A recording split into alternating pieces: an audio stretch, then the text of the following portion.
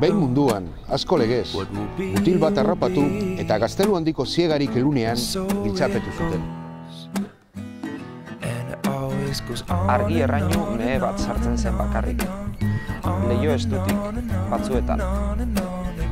Ez didazue sinetxiko.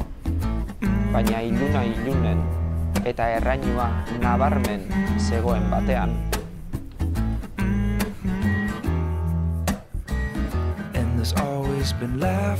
Mutila argi errainuaren gainean paratu eta korrika abiatu zen kanporan. Eta alde egin zuen, beziratzeak balio duen lurraldera.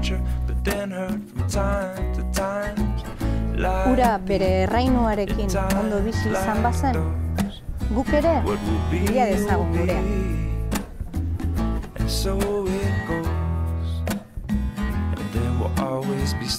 Kartel ugari ikusten ditut kalean, zer dago ba urtarrilaren 7an? Herri mobilizazio orokorra. Herri mobilizazio orokorra, zeinen inguruan ba? Euskal presoen eskubideen alde. Bai, sakabanatuetarekin, betiko zigorrarekin, edo gaixorik dauden presoak negatibo mantetzearekin amaitzeko. Espetxe politikarekin amaitzeko eta aro berri bati ateak irekitzeko. Konponbideari ateak irekitzeko. Urtarrilaren 7an, eta nun? Bilbon, 5:00 Lakasilan. Joan beharko dugu. Bai, denok joan beharko dugu, kolozera izango da. Kaleak beteko ditugu kartzela bustutzeko. Kontatu gurekin!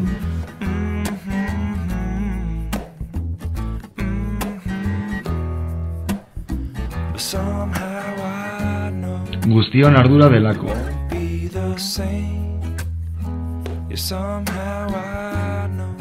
Sektore guztietan.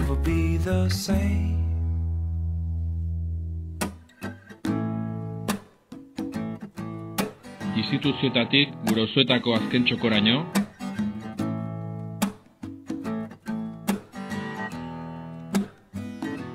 hiritargo osoan kontzientzia zabaltzea.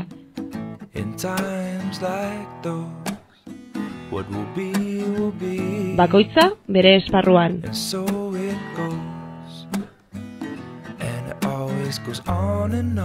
Eskuz esku aritu behar dugulako.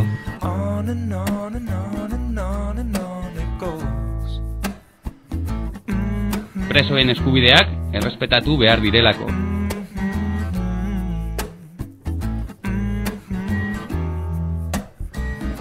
Urtarrilaren 7an guztiontzako lekua dago. Kontatu gurekin!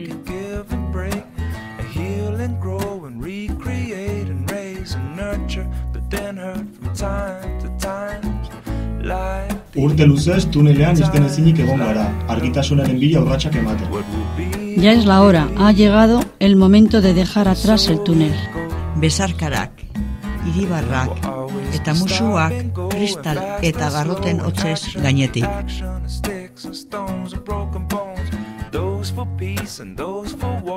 Eskubideen errespetua ardatz izango duen aroari ateak zabaldu nahi dizkiogu. Gaixo dauden gure senideak askatuz.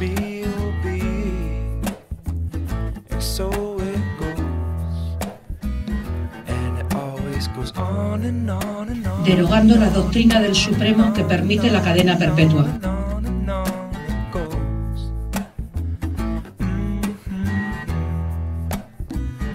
Liberando a las presas que ya han cumplido su condena, y aquellos y aquellas que ya han cumplido los 2/3 y las 3/4 partes de su condena.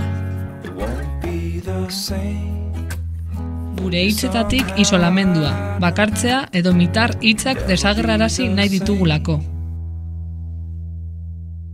Kontatu gurekin!